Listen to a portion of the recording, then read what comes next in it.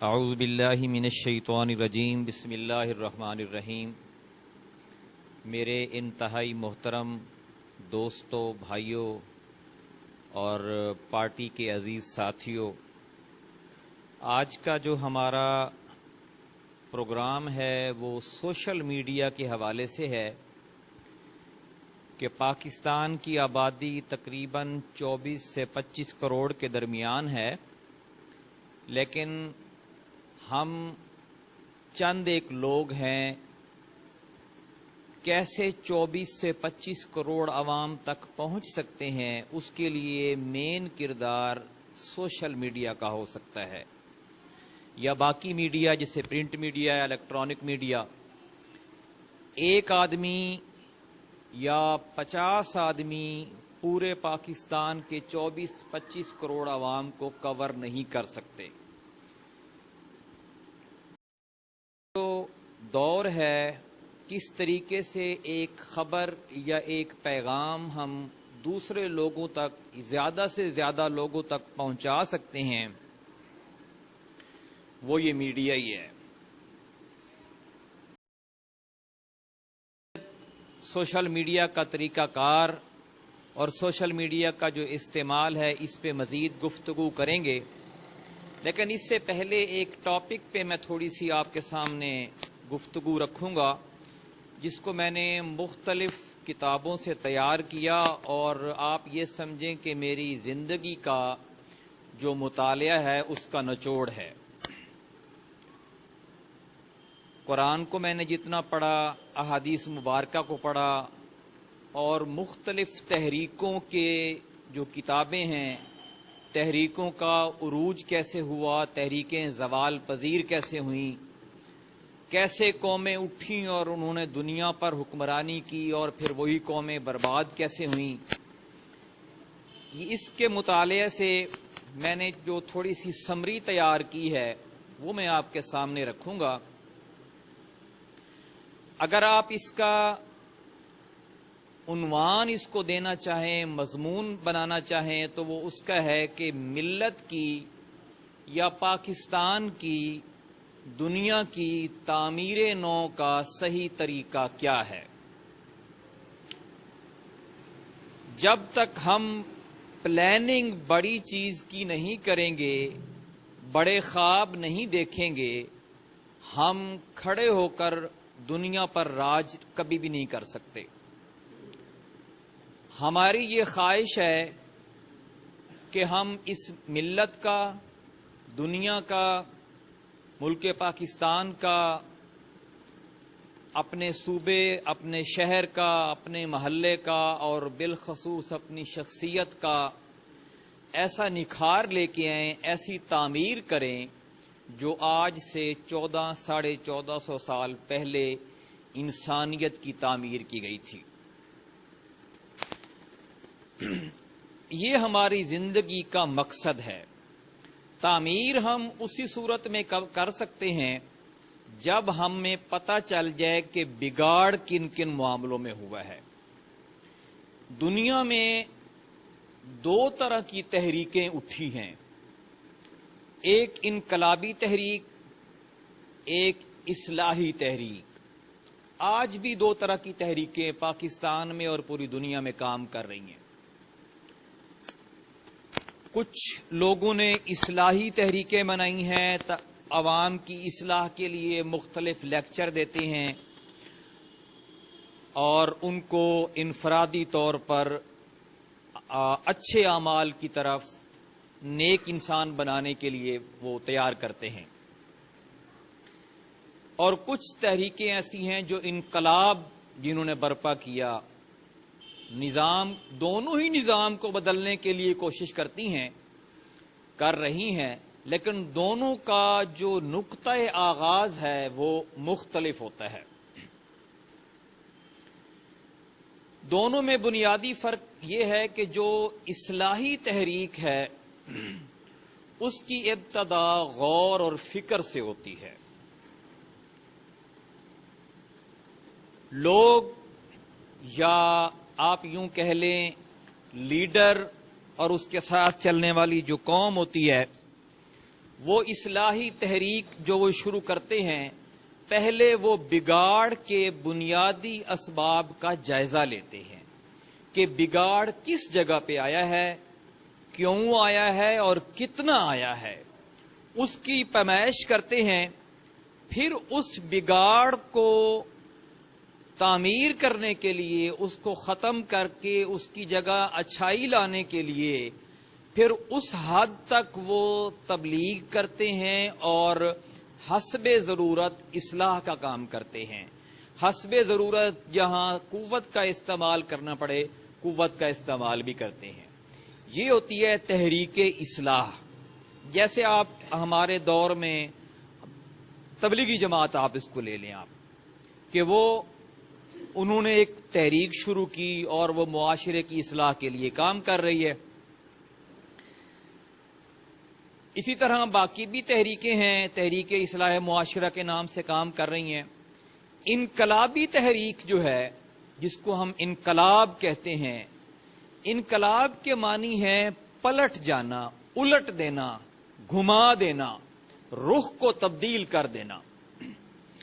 انقلاب کی کسی بھی تحریک کا، انقلابی تحریک کا جو آغاز ہے وہ غیظ اور غضب سے شروع ہوتا ہے، جوش انتقام سے ہوتا ہے، غصے سے شروع ہوتا ہے۔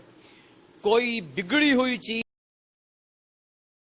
تک غصہ دلاتی ہے کہ وہ اس کے خلاف ہر قوت استعمال کرنے کے لیے تیار ہو جاتا ہے۔ یہ ہوتا ہے انقلاب۔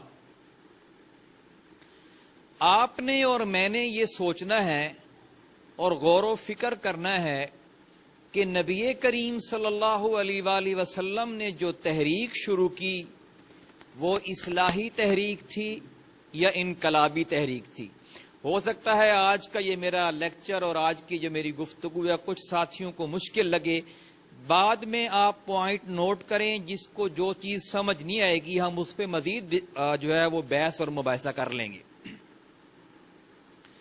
تو میں نے گفتگو کی آپ کے سامنے کہ اصلاحی تحریک اور انقلابی تحریک۔ اصلاح تحریک اصلاح معاشرہ یا اصلاحی تحریک کا آغاز سوچ سمجھ کے ہوتا ہے، ٹھنڈے دل کے ساتھ انسان غور و فکر کرتا ہے اور پھر سوچتا ہے کہ میں اس کو کیسے تبدیل کر سکتا ہوں۔ کسی کا بیٹا بگڑ جائے تو وہ کوشش یہ کرتا ہے، ٹھنڈے دل سے سوچتا ہے کہ میں اپنے بیٹے کو راہ راست پہ کیسے لا سکتا ہوں۔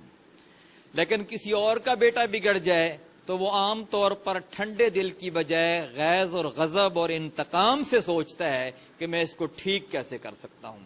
یہ میں نے آپ کے سامنے ایک سادہ مثال رکھی ہے۔ تبلیغی جماعت ایک اصلاحی تحریک ہے۔ انقلابی تحریک کا اگر میں آپ کو مثال دوں، اور پھر اب تو ہے تو اب بھی صحیح، لیکن اب اس طرح کا اس کے اندر وہ چرچا اور اس کا وہ مقام نہیں ہے جو پہلے انقلابی تحریک تھی۔ ان کا انقلاب یہ تھا کہ کراچی کے اندر جتنے بھی مہاجر تھے انہوں نے یہ سوچا کہ یہاں سندھی جو ہیں یا یہاں کے جو لوکل ہیں جو ہجرت کر کے نہیں آئے وہ مہاجروں پر ظلم کر رہے ہیں، تو انہوں نے ایک مہاجر قومی موومنٹ کے نام سے ایک تحریک شروع کی اور انہوں نے کہا کہ مہاجروں کے خلاف جو بھی ہے بس اس کو ختم کر دو اور مہاجروں کے حق میں جو بھی ہے اس کو آپ آگے بڑھنے دو۔ تو یہ ایک میں نے آپ انقلاب کی مثال آپ کے سامنے رکھی ہے۔ عموماً عام طور پر جہاں خراب ہیں اور لوگوں کا غصہ اور لوگوں کا جوش انتقام کا جو لیول ہے وہ اتنا بڑھتا ہے کہ وہ ان کو یہ موقع ہی نہیں دیتا کہ وہ ٹھنڈے دل سے غور و فکر کریں اور سوچیں کہ ہم نے اصلاح کرنی ہے یا انتقام لینا ہے۔ عام طور پر وہ انتقام کی طرف چل پڑتے ہیں، تو ان کے سامنے جو بھی آتا ہے اس کو وہ کاٹتے جاتے ہیں۔ یعنی اس کی مثال میں کو ایک اور طریقے سے سمجھاتا ہوں کہ ایک شخص کا بازو خراب ہو گیا. میں چونکہ ڈاکٹر ہوں تو اس لیے یہ مثال مجھے آسانی سے سمجھانا ہے، آسان ہے. ایک کا بازو خراب ہو گیا ہے، جو بازو گل گیا ہے، سڑ گیا ہے، کالا ہو گیا ہے. جو مرہم رکھنے والا بندہ ہوگا، جو معالج ہوگا، اس کا کام یہ ہوگا کہ وہ اس بازو کے اتنے حصے کو کاٹ دے جتنا خراب ہوا ہے، اور کاٹنے کے بعد باقی جو زخم ہے اس کو سی دے، تاکہ انسان جو مریض ہے اس کو صحیح ریلیف مل سکے. جس کو سوچ و بچار نہیں ہے وہ اس بازو کے ساتھ اور حصے بھی کاٹ دے گا، اور وہ آنکھیں بند کر کے کاٹتا جائے گا، اور جب اس کو ہوش آئے گی تو وہ اس کو اس وقت یعنی جا کے ہوش آئے گی کہ وہ تو فائدے مند حصے بھی نقصان دہ والوں کے ساتھ کاٹ چکا ہے، اس نے دوسرا بازو بھی کاٹ دیا ہے. یعنی وہ نقصان کرنے کے بعد اس کو ہوش آئے گا. یہیں سے میں آپ کو بتاتا ہوں کہ ایک ہم لفظ بولتے ہیں نا، بے وقوف اور عقل مند، دونوں میں کیا فرق ہے؟ بے وقوف کسے کہتے ہیں اور عقل مند کسے کہتے ہیں؟ اگر کوئی دوست مجھے کھڑا ہو کر اس دونوں میں فرق بتا دے گا تو میں انشاءاللہ اس کو کچھ انعام دوں گا کہ بے وقوف کیا ہوتا ہے اور عقل مند کیا ہوتا ہے. ہم عام طور پر کہتے ہیں نا، یار تو بے وقوف ہے یا تو عقل مند کو ہم بڑا اس کی تعریف کرتے ہیں. تو دونوں میں کیا فرق ہوتا ہے؟ بے وقوف کون ہوتا ہے اور عقل مند کون ہوتا ہے؟ کوئی بتائے گا دوست؟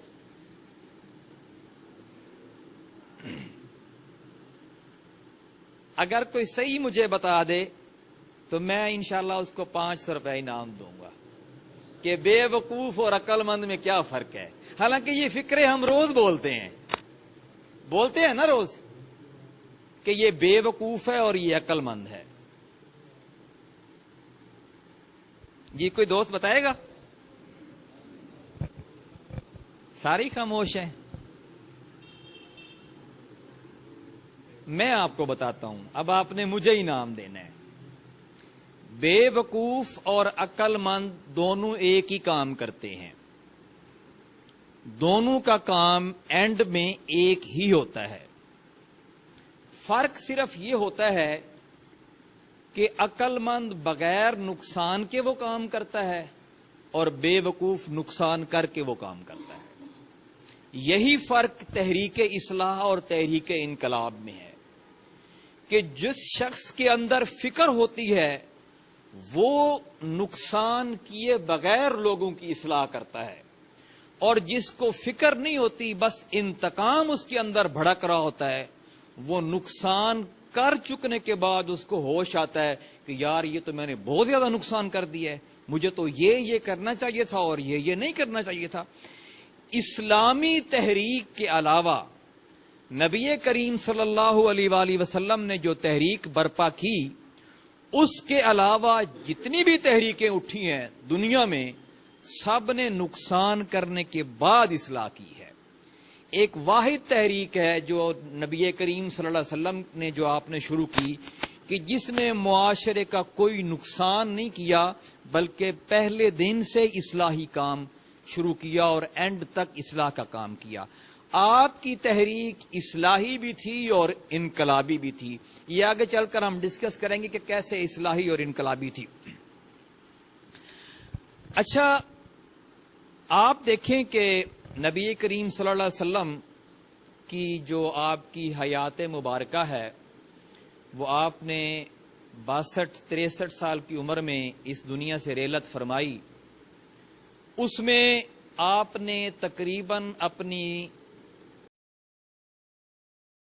کے سارے علاقے پر قبضہ کر لیا تھا. یعنی آپ حاکم بن گئے تھے، طاقتور بن گئے تھے اور آپ کا حکم چلتا تھا. پھر حضرت ابوبکر صدیق آئے تو انہوں نے اس قبضے کا جو علاقہ ہے وہ اور بڑھایا. پھر حضرت عمر فاروق آئے تو انہوں نے جو بہت بڑی سلطنت تھی ایران کی، جس کا نام اس وقت فارس تھا، اس کو قبضہ کیا، یعنی اور بڑا 1000 مربع کلومیٹر تک لے گئے. پھر حضرت عثمان آئے رضی اللہ تعالی عنہما، انہوں نے اس کو اور بڑھایا. پھر حضرت علی رضی اللہ تعالیٰ عنہ انہوں نے اور بڑھایا. اگرچہ اس وقت مسلمانوں کی کچھ آپس میں بھی لڑائیاں شروع ہو گئی تھیں، لیکن یہ ایک انسانی فطرت ہے اختلاف رائے ہونا، جو اس کے باوجود مسلمان آگے بڑھتے رہے اور دنیا کے کونے کونے تک پہنچنے کی جستجو اور کوشش کرتے رہے. ان کے بعد حضرت امیر معاویہ کا دور آیا تو اور مسلمانوں نے علاقے فتح کیے. حتیٰ کہ یزید کے دور میں بھی، جس نے حضرت امام حسین رضی اللہ تعالی عنہ کو شہید کرنے میں جس کا مین کردار ہے، اس کے دور میں بھی مسلمانوں نے علاقے فتح کیے. اور اس کے بعد سلیمان بن عبد المالک اور ولید بن عبد المالک کا دور تھا. پھر اینڈ تک حجاج بن یوسف کا دور تھا، محمد بن قاسم آئے. یہ مسلمانوں نے علاقے فتح کیے اور یہ پوری دنیا تک اسلام کو جب اسلام تقریباً 3/4 تک اسلام پھیلا روئے سرزمین کے، یعنی 4 میں سے 3 حصے پر تو پھر یعنی عباسی خلفاء آئے، اور عباسی خلفاء کے بعد تقریباً نبی کریم صلی اللہ علیہ وسلم یعنی سن ہجری کے 700 سال تک اسلام برابر پھیلتا رہا. 700 سال جب گزر گئے، 750 سال تقریباً ہو گئے، تو پھر اسلام کے پھیلاؤ میں بریک لگ گئی. پھر مسلمان جو تھے وہ آپس کے اختلافات میں اتنے بڑھ گئے کہ پھر ان کو غیر مسلم قوموں نے نوچنا شروع کر دیا، ان کے اوپر قبضہ کرنا شروع کر دیا، ان کی املاک کو نقصان پہنچانا شروع کر دیا. اسلام کے اندر ایسے منافقین گھسا دیے کہ جنہوں نے اسلام کی اصل تعلیمات کو بھلا کر اسلام کی وہ جو فروعی اختلافات تھے ان میں مسلمانوں کو آپس میں لڑانا شروع کر دیا. پھر مسلمانوں کی فرقہ واریت ہو گئی، اور پھر مسلمانوں نے آپس میں اس قدر رنجشیں دشمنیاں پال لیں کہ وہ جو ایک قرآن کی آیت ہے سورہ فتح میں کہ محمد الرسول اللہ والذین معہ اشداء علی الکفار رحماء بینہم، کہ محمد الرسول اللہ، محمد اللہ کے رسول ہیں اور ان کے جو ساتھی ہیں وہ کفار پر سخت اور آپس میں بڑے رحم دل ہیں. تو یہ اس کے الٹ ہونا شروع ہو گئے کہ مسلمان آپس میں سخت اور کفار پر رحم دل ہونا شروع ہو گئے. یدخلون فی دین اللہ افواجا، کہ جو فوجیں کی فوجیں اسلام میں داخل ہو رہی تھیں، مسلمانوں نے ان کو اسلام سے نکالنا شروع کر دیا. کفر کے اور منافقین کے فتوے لگنا شروع ہو گئے. اور یہ جو سورہ الحشر میں آیت ہے کہ تحسبہم جمیعا وقلوبہم شتیٰ، کہ آپ دیکھتے ہیں کہ جو غیر مسلم ہیں، کافر ہیں، ان کے آپس وہ آپ کو بظاہر تو اکٹھے نظر آتے ہیں، لیکن ان کے دل ایک دوسرے کے بہت زیادہ خلاف ہیں. یہ چیز مسلمانوں میں ہونا شروع ہو گئی. اب آپ دیکھیں کہ مسلمانوں کے 56-57 ممالک ہیں. بظاہر تو لگتا ہے کہ یہ ایک ہی نسل کے لوگ ہیں، لیکن کسی ایک مسلم ملک کی دوسرے مسلم ملک کے ساتھ نہیں بلتی. مسلمان ممالک باہم دست و گریبان ہیں. آپ نے آج کل یہ تازہ بڑی میڈیا پہ خبر ایڈوانس چل رہی ہے، فلسطین اسرائیل جنگ کی. آپ دیکھیں کہ اسرائیل ملک کی جو ٹوٹل آبادی ہے وہ تقریباً 83 یا 84 لاکھ ہے. اتنی آبادی ہمارے ملتان کی تقریباً بن جاتی ہے. اتنی آبادی اسرائیل کی جتنا ہمارا ملتان ہے. اس کے ارد گرد 4-5 ممالک کی سرحدیں لگتی ہیں. ایک طرف سے لبنان ہے جس کی اپنی آبادی تقریباً 64-65 لاکھ ہے. ایک طرف سے اردن ہے جس کی آبادی تقریباً 80-85 لاکھ ہے. ایک طرف سے مصر کا ایریا ہے جس کی آبادی تقریباً 7-8 کروڑ ہے.